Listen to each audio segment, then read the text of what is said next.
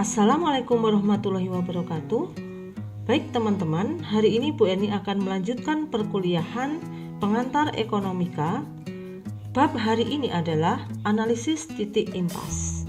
Analisis artinya memeriksa, titik impas artinya adalah kondisi di mana total pendapatan sama dengan total biaya yang dikeluarkan. Jadi, kita nanti akan mencari berapa Q atau jumlah yang harus diproduksi oleh perusahaan agar mencapai suatu titik impas.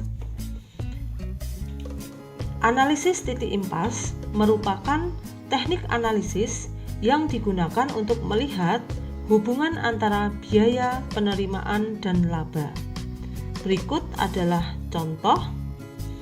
Analisis titik impas dapat digunakan untuk mengevaluasi profitabilitas atau kemampuan menghasilkan laba dari suatu perusahaan. Selain itu, juga dapat digunakan untuk mengukur pengaruh perubahan harga, biaya tetap, dan biaya variabel terhadap tingkat output yang harus dicapai sebelum perusahaan memperoleh keuntungan operasi.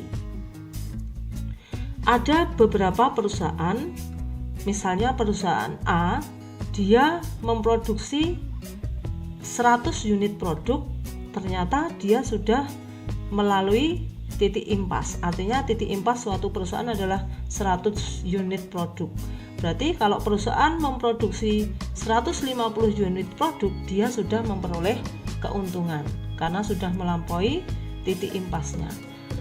Tetapi ada juga perusahaan B di mana titik impasnya adalah 1000 unit produk. Berarti ketika dia memproduksi lebih dari 1000 unit produk, maka dia baru memperoleh keuntungan. Oleh karena itu, perusahaan A dan perusahaan B bisa dikatakan memiliki tingkat profitabilitas yang berbeda.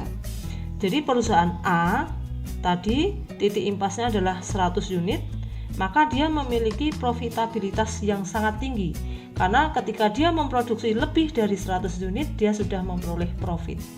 Tetapi perusahaan B titik impasnya adalah 1000 unit, maka dia baru memperoleh keuntungan kalau dia memproduksi lebih dari 1000 unit dan itu sudah terjual ke tangan konsumen semua. Jadi profitabilitas dari B ini sangat rendah. Nah, semoga contoh kasus ini bisa memahamkan kalian mengenai titik impas. Baik, kita lanjutkan asumsi dasar dalam analisis titik impas. Titik impas adalah suatu keadaan di mana penerimaan total perusahaan dari penjualan outputnya adalah sama dengan biaya total produksi, atau suatu keadaan di mana perusahaan tidak mengalami kerugian atau keuntungan, rugi atau laba perusahaan adalah 0.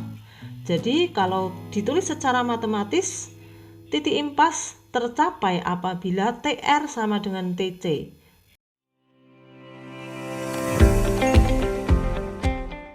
TR merupakan total revenue atau total penerimaan, kemudian TC ini merupakan total cost atau total biaya. Jadi titik impas tercapai ketika total revenue sama dengan total cost atau total pendapatan sama dengan total biaya. Asumsi dasar penggunaan teknik analisis titik impas. Analisis titik impas digunakan jika asumsinya adalah sebagai berikut. Harga jual produk per unit diasumsikan konstan pada berbagai tingkatan volume penjualan. Kemudian, semua elemen biaya produksi dapat dikelompokkan ke dalam biaya tetap dan biaya variabel. Jadi, biaya-biaya yang dikeluarkan oleh perusahaan untuk memproduksi produknya dikelompokkan ke dalam biaya tetap dan biaya variabel. Harga faktor produksi seperti upah tenaga kerja, modal, bahan baku, diasumsikan konstan pada berbagai tingkatan kegiatan produksi. Yang keempat, kapasitas yang dimiliki perusahaan tidak berubah. Karena perubahan kapasitas yang dimiliki perusahaan dapat merubah pola hubungan antara biaya penerimaan dan laba. Yang kelima, tingkat efisiensi perusahaan tidak berubah. Yang keenam, tingkat dan metode teknologi yang digunakan oleh perusahaan tidak berubah.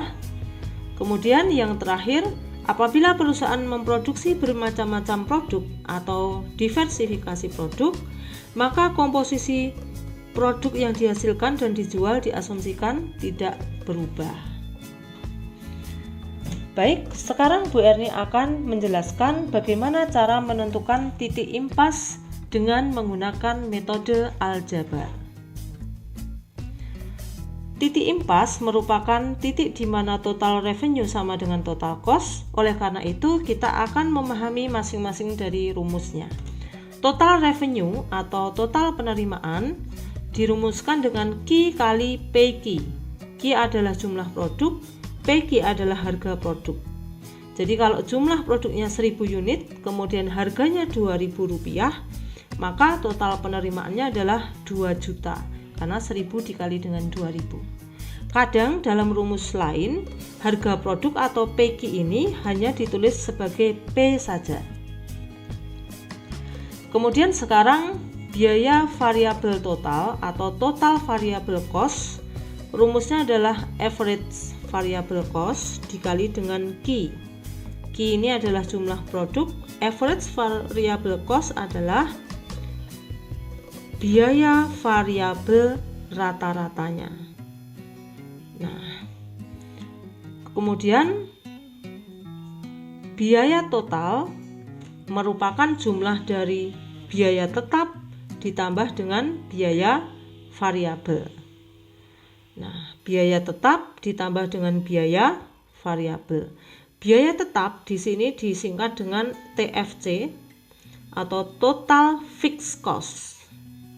Kemudian biaya variabel, total variable cost disingkat dengan TVC atau total variable cost. Nah, total variable cost itu sendiri rumusnya adalah average variable cost dikalikan dengan Q atau jumlah produknya.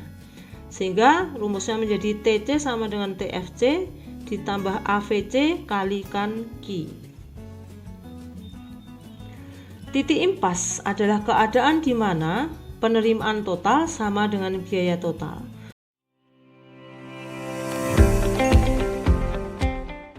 Berapa jumlah produk ketika perusahaan mencapai titik impas?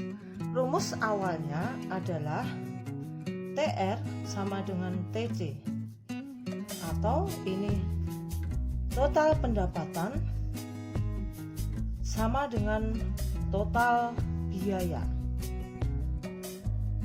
Adapun total pendapatan rumusnya adalah Q dikalikan dengan P. Ini disebut P seperti itu saja boleh. Sedangkan total biaya sama dengan TFC ditambah dengan TVC. I adalah jumlah produk di mana terjadi titik impasnya. Kemudian P ini adalah harga dari produk. Kemudian TFC ini adalah total fixed cost atau biaya tetap total. Kemudian TVC adalah total variable cost, di mana ini adalah biaya variabel total. Nah, TVC atau biaya variabel total itu besarnya adalah tergantung dari jumlah produknya. Ketika jumlah produknya banyak, maka total variable cost ini juga tinggi. Nah, TVC itu rumusnya adalah Q, jumlah produk, dikalikan dengan AVC. Nah, atau boleh juga ditulis AVC kali Q. AVC itu sendiri adalah average variable cost atau biaya variabel rata-rata. Nah, kita berawal dari rumus tersebut. TR sama dengan TC, di mana TR rumusnya adalah Q kali P, kemudian TC adalah rumusnya TFC ditambah dengan TVC. TVC itu rumusnya AVC dikalikan dengan Q. Nah, baik, sekarang yang masing-masing ada Q-nya, nah ini disatukan, jadi ini dipindah ruas menjadi Q P min AVC kalikan Q. Nah, ini Q kali P ya tadi, sama dengan TFC. Nah, ini Q-nya kita faktorkan. Q kali P min AVC sama dengan TFC, sehingga Q atau jumlah produk di mana terjadi titik impas rumusnya adalah TFC dibagi dengan P min AVC. Nah, ini dibagi dengan P min AVC. Nah, ini adalah rumus akhirnya. P dikurangi dengan AVC atau P ini harga, AVC ini adalah average variable cost, disebut juga dengan laba kontribusi. Laba kontribusi merupakan kelebihan pendapatan penjualan di atas biaya variabel. Ini harga dikurangi dengan biaya variabel rata-rata. Laba kontribusi merupakan ukuran berapa besar sumbangan penerimaan setiap unit output dalam menutup biaya tetap atau menyumbang laba. Jadi laba kontribusi adalah seberapa besar sumbangan penerimaan setiap unit output dalam menutup biaya tetap. Nah, sehingga rumus Q bisa dituliskan sebagai total fixed cost dibagi dengan laba kontribusi. Jadi P min AVC tadi disebut dengan laba kontribusi. Bu Erni akan menjelaskan bagaimana menentukan Q atau jumlah produk agar perusahaan mencapai titik impas.